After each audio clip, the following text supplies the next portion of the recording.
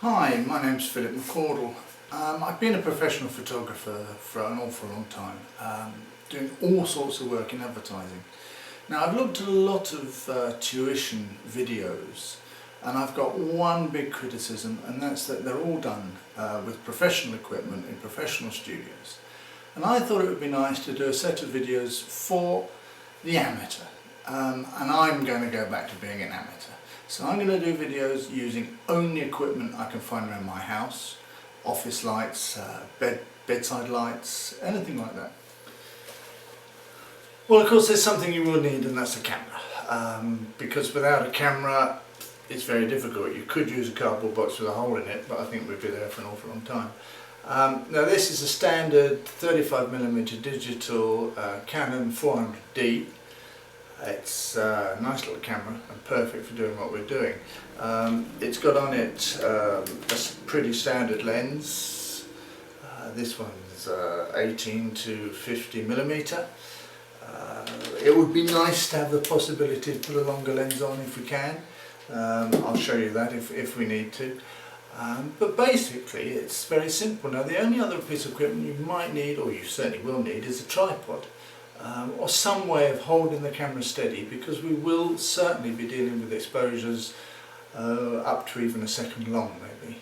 So as long as you've got a improvised office light, I bought a little while ago a light like that to hang from my gazebo in the garden, so I got that one out of the garage. It's never been used, but it doesn't really matter. It actually looks like a photographic lamp, but it isn't. It's one to hang over a table. What I'm going to do is put a bulb in it that is one of those economy bulbs, really as powerful as I can afford. I mean, they are quite expensive, but on the other hand you could borrow one out of another lamp you've got at home. We're going to get on to needing a torch as well. I mean, that's very useful for just waving a bit around in still life. As long as you got all that, a couple of, if you can drag them out of your garage, a couple of clamps or something to hold things up. That one's a bit rusty. Clothes pegs, all that type of thing. Tape, don't forget tape. We use a lot of tape. All that sort of thing is necessary.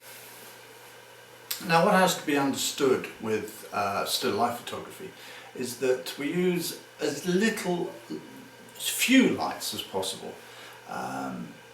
With lots of reflectors. So one of the major things to learn about is reflectors, how to make them yourselves, etc. Now I wonder, what I've got on the table next to me is a lot of rubbish really, but we'll have a look. Now I want to talk about reflectors. Anything will make a reflector. There I've got a mirror I stole from a bathroom. Now you can see what that does. That throws a bit of light back into the side of the face, if I can just get that right in the lens. So you can see that can be very useful for still life because it gets close to the object. What else have we got? Oh yeah, silver paper from the kitchen. So it's the same sort of thing. It just depends on the angle it's put. You can use the other side of it. Sorry, it's making a lot of noise. But that's alright, that works. Now I use a lot of black card as well, because black card is very useful for cutting light off a subject. You can shade with it. That's very useful. Now I still call them reflectors, but in fact they're just a cardboard foam card. Very easy to cut. That's a great advantage of those, and they stand up straight. I use the same thing with white. Now you won't see a lot of that because I've already got a white reflector out of the image, but that helps as well. Bring back. You can always use a white wall for that. Don't forget, the nearer you put your subject to a white wall, the more light you'll get coming back. I'm just looking around thinking, what else? I'm wondering, you see what that's causing? Now don't forget, we're talking about still life, so we're talking about going in very close to a subject. And what's that? That's a knife. So you could get tiny reflections, which is what still life's all about. Lighting still life is that. From just using a knife. You don't need all these lights. Now that's a reflector that's very cheap. So you've got two choices. Buy that from a photographic shop for about 20 quid, or buy that for 20p from IKEA. Now if you've got a bit of money, what you can do is buy reflectors. Now, a company called Life make these. Unfortunately, I don't get any money from Life, but anyway, they make these in all different sizes, and those are great for reflectors. Those, as you can see, do all sorts of things. Now, this is a gold one. It changes, if you take that off, it then changes to a silver side, very simply. It also has a black part, it also has a translucid part, we can put light through, and a white reflector. So it's all there, but those, and they're very handy because actually they just fold up like that. So they go into the little case. Now, those exist in all sizes, but they cost money. So we're not into spending money, so we're going to stick with card, polystyrene board, anything that's cheap. Now that said, let's have a think about one or two subjects. Let's think about glass. Now if we take glass, that's quite a nice light going down that glass. But it's basically a transparent object. Without any light, you can't see it. So the only way you see glass is by putting a reflection down it, and that's where the reflectors come in. Now this of course is coming from the main light because I'm lighting myself. If I was lighting a glass, I'd do a similar thing, but I'd have a much thinner stripe down it, but that's all done with reflection. So another subject I'll be tackling will be the bottle and glass together, etc. So I'll show you how to light a bottle of wine, this is a particularly old bottle of wine, and make it look superb, like you'll see in all the ads, and you can do that in your own home. I hope we'll be able to go onto the pouring shop.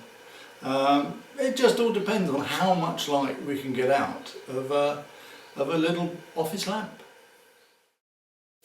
In lesson 1 we'll find out how to do these 2 shots of a single glass. This is lesson 2.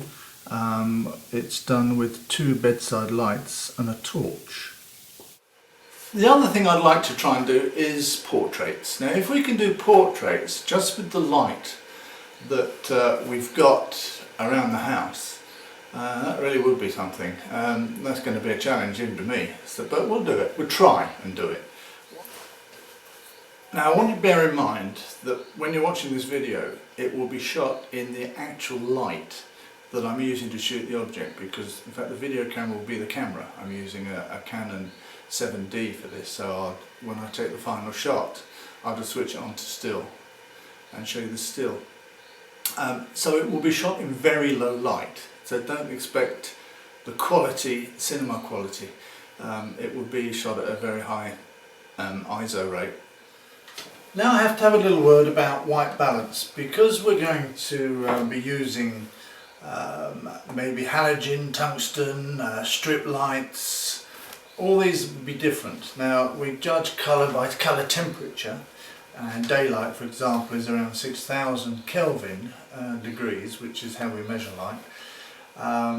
Tungsten light is around 3,200 Kelvin, and other lights are between them or lower. So what we do to be able to change the white balance is get our instruction book out, which as you can see for the 7D is written in tiny little numbers and lots of pages. So here's one I prepared earlier, and that's the one I use, which is basically printed out on the computer.